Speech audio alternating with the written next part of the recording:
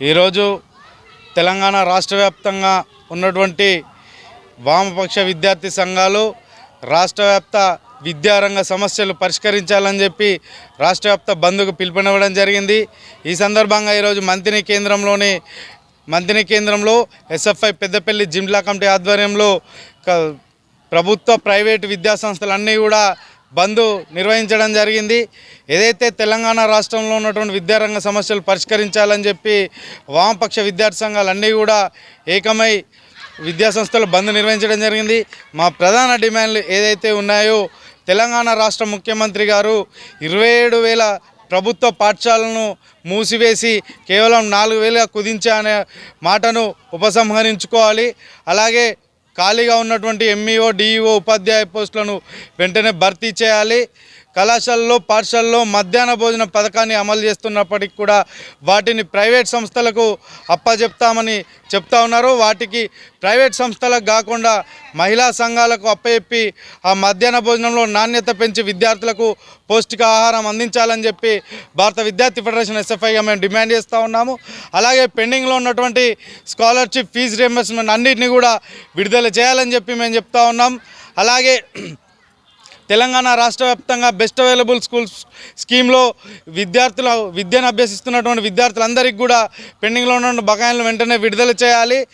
గురుకులాలలో SC ST BC మైనార్టీలు చదువుతున్నటువంటి గురుకుల హాస్టల్ అన్నీ కూడా అద్దె భవనాలలో ఇరుకురు గదులలో విద్యను అభ్యసిస్తున్నటువంటి పరిస్థితి నెలకొన్నది। వాటన్నిటికి కూడా పక్కా భవనాలు నిర్మించాలని చెప్పి మేము ఎస్ఎఫ్ఐగా డిమాండ్ చేస్తూ ఉన్నాము।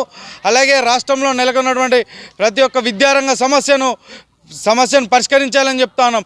అలాగే తెలంగాణ రాష్ట్రం ఏర్పడి 3 సంవత్సరాలకు ముగిస్తున్నా కూడా ఇప్పటికీ మన రాష్ట్రానికి విద్యాశాఖ మంత్రి లేకపోవడం చాలా సిగ్గుసేటు।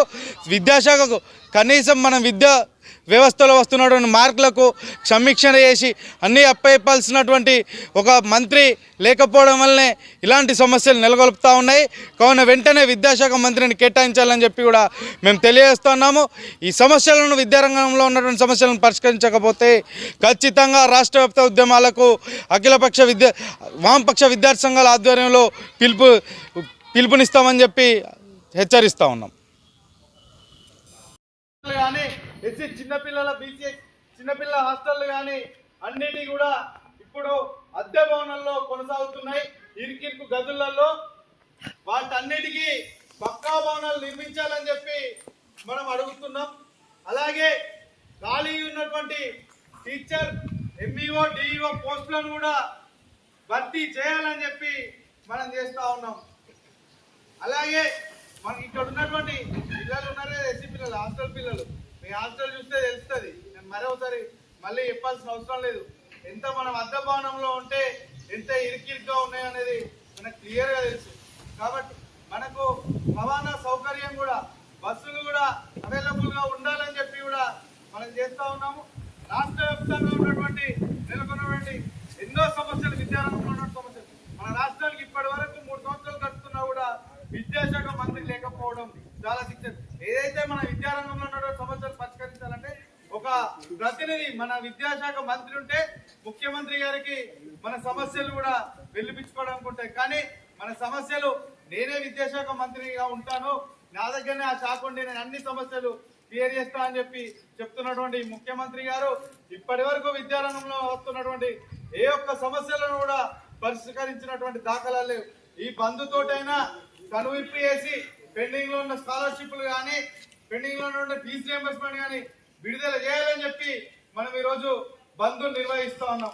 అలాగే మీరందరూ కూడా ఈరోజు బంద్ పెట్టిలో బంద్ నుంచి మనందరం ఇంటికి పోయి కూడా ఎక్కడైతే ఇక్కడ చదువు చెప్పిరో ఆ చదువును కూడా మనం ఇంటికి పోయినా కూడా చదువుకొని వాళ్ళు ఇచ్చినటువంటి హోంవర్క్ కానీ ఏదైతే ఉంటాయో అవన్నీ కూడా రాసుకొని పని వాళ్ళకు చదువును నేను చదువుకున్నామని చెప్పే విధంగా కూడా మనందరం ఉండాలని చెప్పి తెలియజేస్తూ ఈరోజు ఈ బంద్కు సహకరించిన మీ అందరికీ ధన్యవాదాలు తెలియజేస్తూ ఇప్పుడు మీరు అందరూ కూడా ఇంటికి పోవాలని చెప్పి నేను కోరుతున్నాను।